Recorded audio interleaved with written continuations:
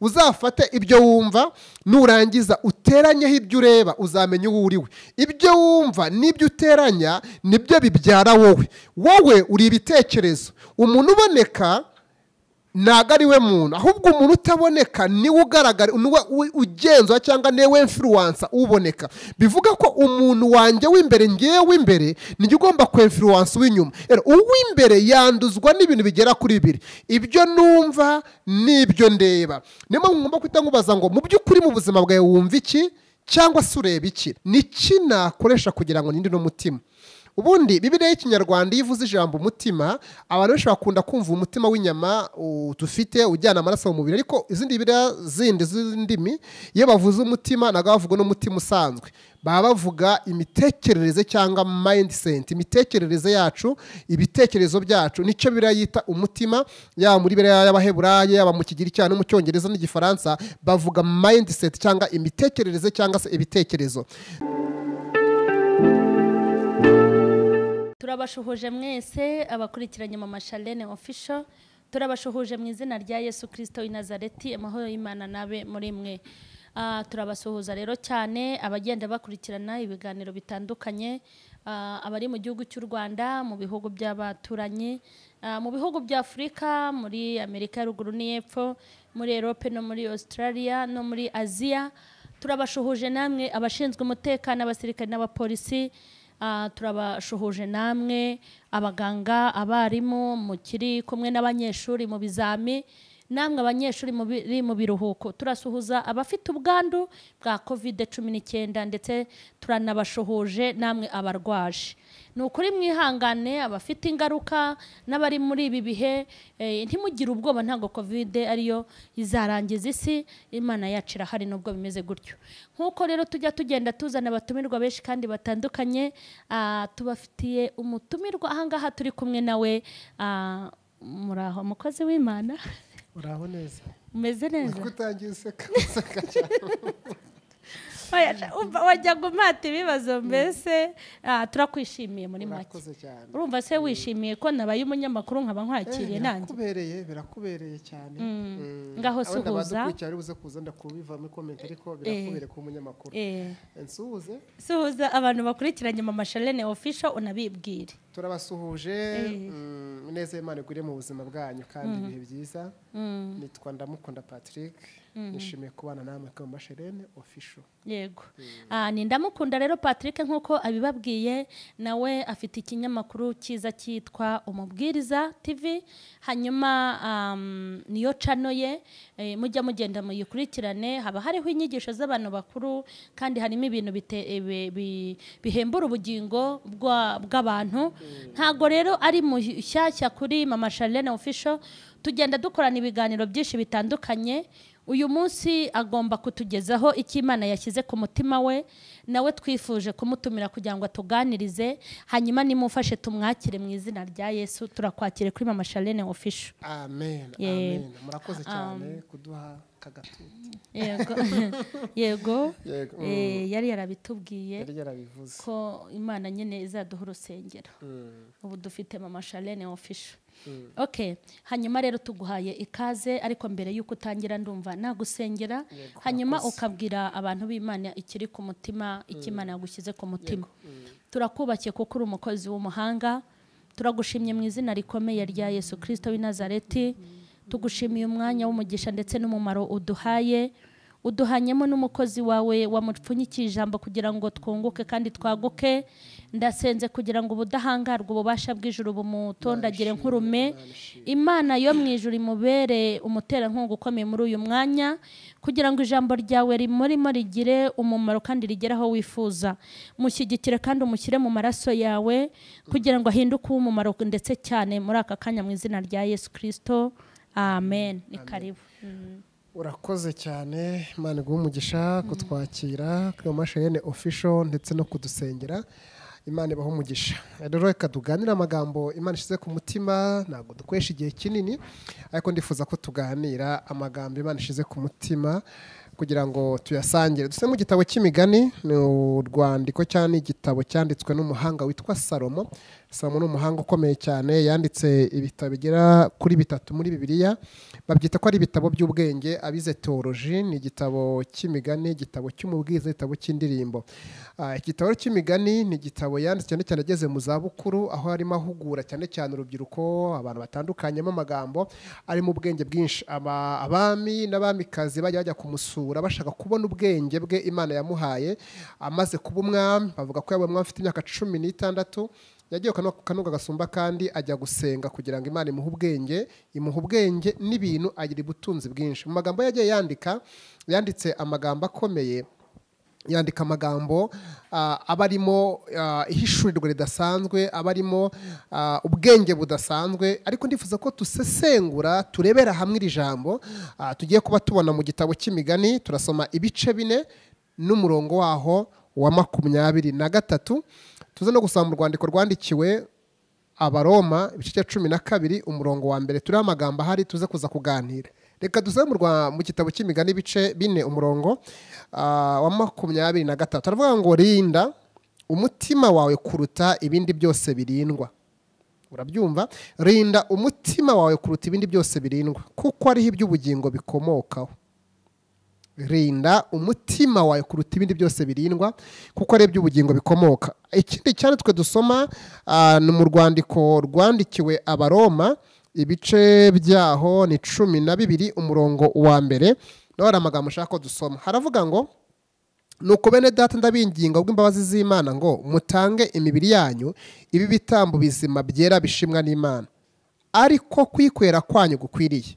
Kandi nimwishanye n'abiki gihe, ahubwo muhinduke rwose mugize imitima mishya, kugira ngo mumenye neza iby'Imana ishaka, ari byo byiza bishimwa kandi bitunganye rwose. Amen. Nagira ngo tuze kuganira kuri ijambo ryitwa umutima Imana yifuza ko turinda. Umutima Imana irimo kuvuga ni uwuhe? Ni gute umuntu arinda umutima? Imana ivuze ngo rinda umutima, ibivuze iki? Ese umutima ivuga ni umutima w'inyama cyangwa n'undi mutima? Niki nakoresha kugira ngo ninde no mutima?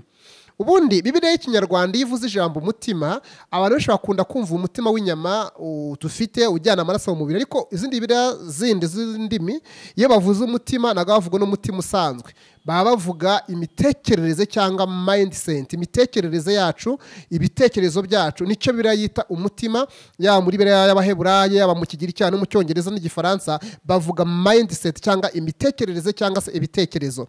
None rero bavuze ngo turinde imitima cyangwa turinde umutima, kubera iki Imana yifuza ko tuharinda? Ngo nuko ariho iby'ubugingo bikomoka. Ibitunga ubugingo bikomoka mu mitekerereze. Ndagira ngo tuze kurebera hamwe twibaze niki nakora, niki twakora kugira ngo tubashe kurinda umutima, tubashe kurinda imitekerereze, kuko ariho iby'ubuzima bwanjye bw'ejo hazaza, iby'ubugingo bikomoka. Niki nakora ngo mbashe kurinda uyu mutima cyangwa iyi mitekerereze? Abahanga bize ibintu bya marketing berekana ko marketing cyangwa kwamamaza cyangwa gutuma ikintu kimenyekana cyane, bakunda gukoresha publicity cyangwa kwamamaza cyane mu bikorwa bakora. Bimwe mu bintu bakunda gukoresha imbaraga ziri mu kureba no kumva. Bakoresha amajingo ku maradiyo, bagakoresha n'ibyapa kugira ngo umuntu nabona icyapa niyumva jingo aze kuza kumva amarangamutima ye, ibitekerezo bye bikuruwe bishaka cyane kujya gushaka cya kintu yumvishe kandi yarebye. Bishatse gusobanura iki? Iyo umuntu arimo kureba, amaso yagabura ibitekerezo. Ndagira ngo nkwereke zimwe mu nzira cyangwa mu nguni cyangwa zimwe mu nzira cyangwa ibyumba bishobora gucamo kugira ngo wanduze cyangwa se urinde ibitekerezo cyangwa urinde umutima. Buriya ibyo wumva n'ibyo ureba n'ibyo uri byo.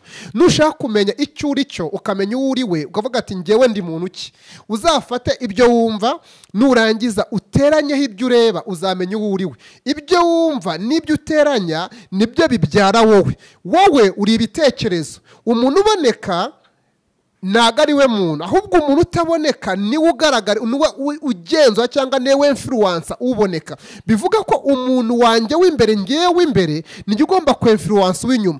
Uw'imbere yanduzwa n'ibintu bigera kuri 2: ibyo numva n'ibyo ndeba. Niyo mpamvu ngomba kwita nkubaza ngo mu by'ukuri mu buzima bwawe wumva iki cyangwa se ureba iki? Iyo utegeye amatwi ikintu cyangwa ibintu, ni amagambo nkunda kuvuga, bikubikamo imbuto igukiza cyangwa ikwica. Igihe wategeye amatwi umuntu, ugategera amatwi cyangwa ukareba ikintu, bikubikamo imbuto irimo igukiza cyangwa ikwica. Bivuga yuko rero igihe cyose wahanze amaso ikintu, ukuramo umusaruro wacyo. Ni gute rero narinda umutima wanjye? Kugira ngo ndinde umutima, ni uko ngomba kwirinda mu byo ndeba. Ni ibiki nkunda kureba? Ni ibiki nkunda kumva? Iyo umuntu ahanze amaso ikintu, amaso arakuragaho ibitekerezo. Iyo ahaye ibitekerezo birasevinga, bikabika icyo kintu mu bitekerezo, byarangiza bikazasohora inyuma mu buzima bwawe. Byumvikane ko ibyo ureba n'ibyo wumva nibyo bigenga umuntu wawe. Salomo aravuze ngo mu bintu tugomba gukora, ahantu tugomba gushira imbaraga hakomeye, ni uko tugomba kwirinda mu byo twumva no mu byo tureba. Ibyo utinda ureba nibyo bizagenga ubuzima bwawe. None nshuti y'umusa, ureba iki? Uhanga amaso iki?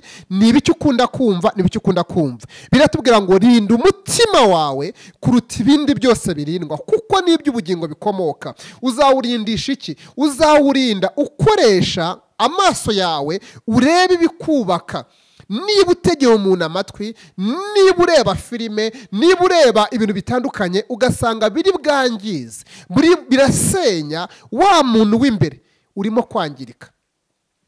Reka mbereke ibintu bikomeye. Abahanga mu bijyanye n'imirebere, muzarebe filime ziriho uyu munsi, muze kunyumva neza, filime kwireba si icyaha, ariko si wirebye ikungura iki? Ni icyo ukura muri filime. Ubundi arashobora kunda kurota, bakarota nabi, bakarota basambana, bakarota intambara, ibintu byinshi bagora, ibintu bibi birukangaho, barangiza bagahamagara basengera ati dufite abadayimoni n'ibindi. Ariko si icyo kibazo, ahubwo ikibazo ufite ni uko ibyo wiri ureba byagarutse mu bitekerezo byawe.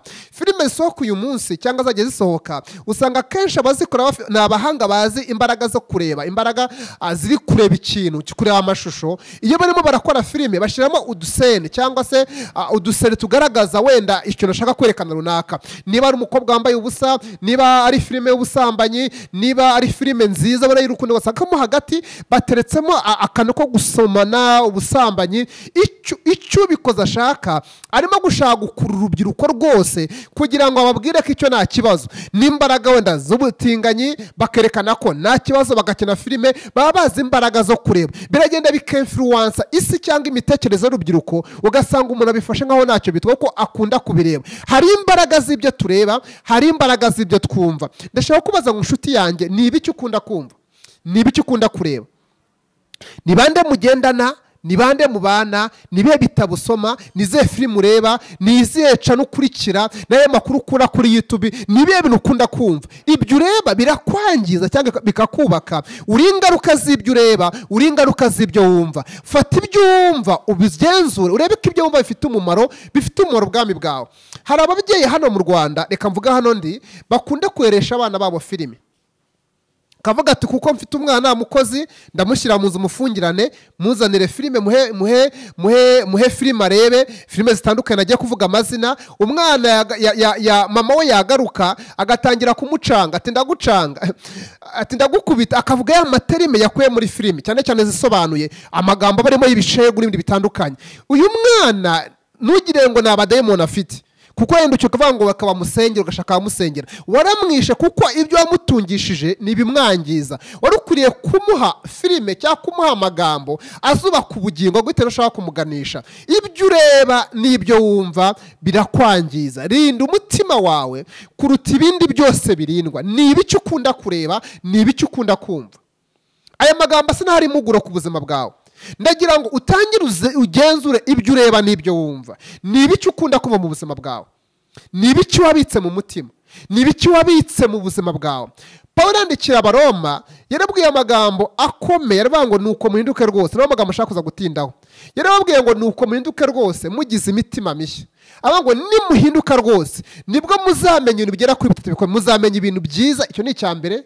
Icya kabiri bishimwa, icya gatatu bishimwa n'Imana. Ntabwo ushobora kumenya ibintu byiza, ntabwo ushobora kuzamenya ibintu byiza kandi bishimwa n'Imana kandi bitunganye utarahinduka mu mitekerereze yawe, utararinda umutima kugira ngo umenye ibintu Imana ishaka ku buzima bwawe, ibintu Imana ishaka ku rugo rwawe, ibintu Imana ishaka ku bukumi bwawe, ibintu Imana ishaka ku kazi kawe, ibintu Imana ishaka mu buzima bwawe, ntabwo ushobora kubimenya igihe utarahinduka mu mitekerereze, utarabasha kurinda umutima. Kandi ntabwo wahinduka utabashije guhindurwa n'ibyo ureba n'ibyo wumva. Amakuru wakira akubeshaho, ibyo utinda wumva usa nabyo.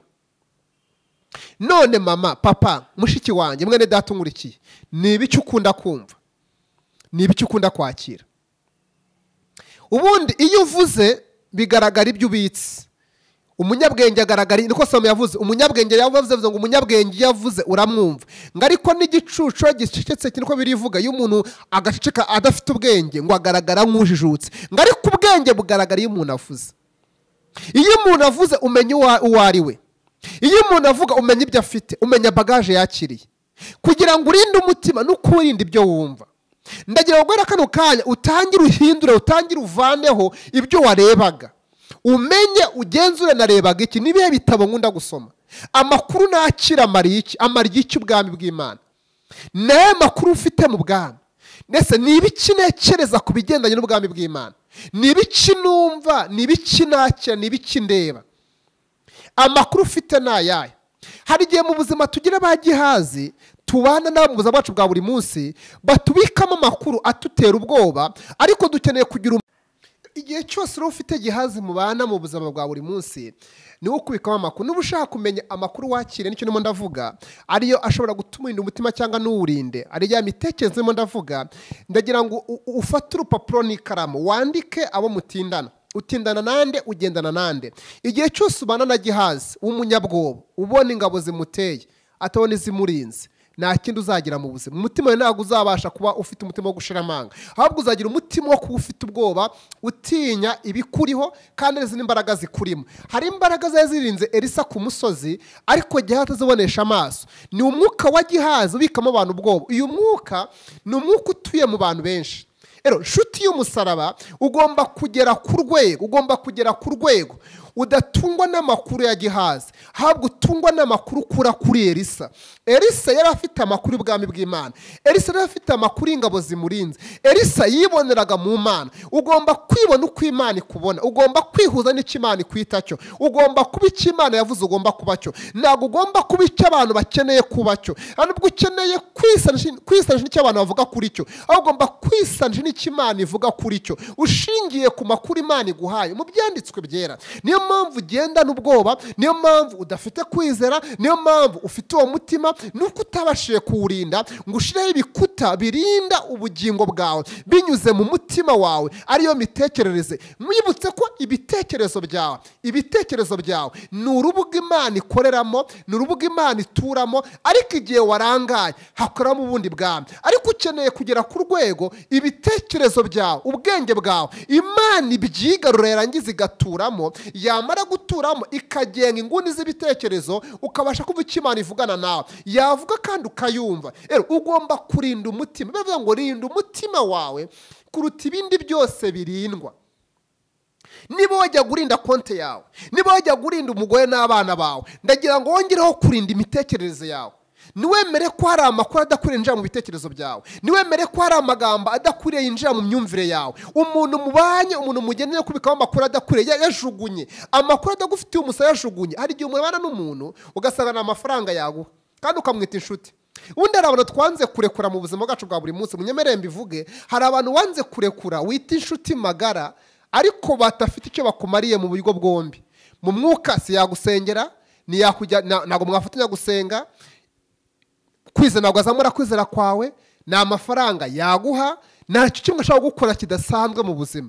Ariko ukavuga ati uno muntu sinamurekura ngo bitewe ngo ni inshuti. Uwo muntu atuma Imana itavuga mu buzima bwawe. Reka mbereke icyanditswe gikomeye cyane. Imana ihamagara Aburahamu akitwa Aburahamu, ariwe Aburahamu, yamukuye muri Uriya Bakarudaya imujyana i Kanani. Iramubwira ngo Aburahamu, wagize umutima wo kunshaka. Kuko Aburahamu yagize umutima wo gushaka Imana, yabonye se akora ibigirwamana, aravuga ngo izi nizo mana koko, izi ni Imana. Imana igwa niyegure, Imana banika, izi ni Imana. Akibitekereza, Imana ibona umutima, kuko Imana izi imvugo y'umutima, isobanukira ururimi rw'umutima. Ikimubonera kuravuga ngo Aburahamu, washatse kumenya, washatse kunsobanukira, ariko ahantu utuye, igihugu urimo, ntabwo nakwiyerekera. ahantu uri ntabwo nahaba ko hari ibigirwamana, ariko nuramuka uvuye iwanyu ugasiga inzu ya so, ugasiga umuriro ukajya mu gihugu nzakwereka, rero ngo nzagugira ubwoko bukomeye, imubwira amagambo agera kuri 7, ubwoko bukomeye, nzaguha umugisha, ibintu bigera kuri 7. Aburahamu yagize umutima wo kwizera Imana, ahaguruka atazi yagiye, agenda atazi yagana, ava mu nzu ye ajya kubaka amahema. Ariko akora ikosa abantu dukunda gukora, aravuga ngo mfite umuvandimwe witwa Loti, aravuga ngo ntabwo namusiga, ahitamo amaboko aramujyana, kandi ntabwo Imana yavuze Loti ihamagara Aburahamu, kandi Loti yari ahari. Hari abantu twazanye mu masezerano yacu, twazanye mu buzima bwacu, batuma Imana itavugana natwe. Muzasoma igitabo cy'Itariki 13, akimara guhagurukana na Loti, ntabwo Imana yongeye kuvugana nawe, ngo yabaye mu buzima bw'uruzerero. Nibwo yagiye muri Egiputa, ageze yabeshya ko umugore we ari mushiki we, atangira kubeshya no gukora ibyaha, kubera ko mu buzima bwe ntabwo Imana irimo kuvugana nawe. Uzima Imana itavugana nawe muri ino minsi, Imana yakweretse kuvugisha, uri kumwe n'abantu wanze kurekura bitwa ba Loti, bitwa ba Gihazi, batubuza ko Imana ivugana natwe. Birakuriye kuzenguruka impande z'ubuzima bwawe, ukareba abantu bakugose, abantu muri kumwe Imana idashaka ko mubana nawe. Niba umuntu mubana atakungura iby'umwuka, atakungura mu by'ubutunzi, si yaguha amafaranga, si yagufasha gusenga, nta kintu akumariye, ntuguce intege. Reka nkwereke ishusho y'uwo muntu ngo mwumve neza, tugane no ku musozo. No muntu dore ukuntu ameze, namubwira ngo ugiye gusenga, akatabwira ati ariko igihe wasengeye ngiye gufata ayibire, nka kwagiye kagukabye ayibire isura yafata uburetse. Wamubwira ati ngiye gucuruza, uracuriza mu kihe gihugu, uracuruza iki? Wamubwira ngo ngiye gushaka, urashaka se urashaka ufite ikiburetse. Mbese wa muntu ugabanya kwizera kwawe. Umuhanga wanditse igitabo gikomeye w'umunyamerika avuga ngo mu buzima bwawe uzajye wirinda umuntu ugabanya kwizera kwawe.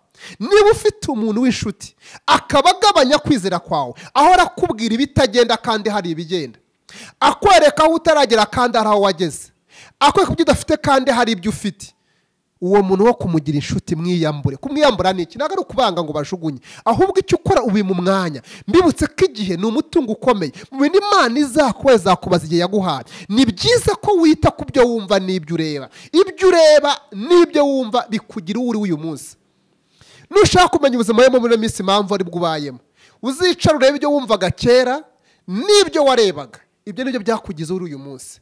Ibyo urimo kureba uyu munsi n'ibyo urimo kumva uyu munsi nibyo bizakugira uwo uri ejo hazaza. Ibyo ugaburira abana bawe mu mvugo, mu magambo babwire, ibyo ugaburira abana bawe mu mirehebere, ibyo ubereka, televiziyo ikibereka, ibyo bizabatunga mu myaka izaza. Wari ukuriye kwicara ukagenzura ibyo wumva n'ibyo ureba kugira ngo ubashe kurinda umutima wawe. Biriya tubwiye ngo bere data, rinda umutima kuruta ibindi byose birindwa, kuko ni iby'ubuzima. Ijambo ubugingo mu Kinyarwanda bavuga ubugingo, ariko mu Cyongereza bavuga eternal life, ni iby'ubuzima. Iby'ubuzima bwawe bibitse muri wowe, bibitse mu byo wumva n'ibyo ureba. Rinda umutima wawe kuruta ibindi byose birindwa, niho iby'ubugingo, niho ubuzima bukomoka. Nubirinda uzaba udasanzwe mu isi y'abasanzwe, kandi uzakora ibidasanzwe mu isi y'abakora ibisanzwe. Uzaba kwifuzwa mu isi y'abatifuzwa, uzakora ibikomeye cyane kuko Imana izabana nawe.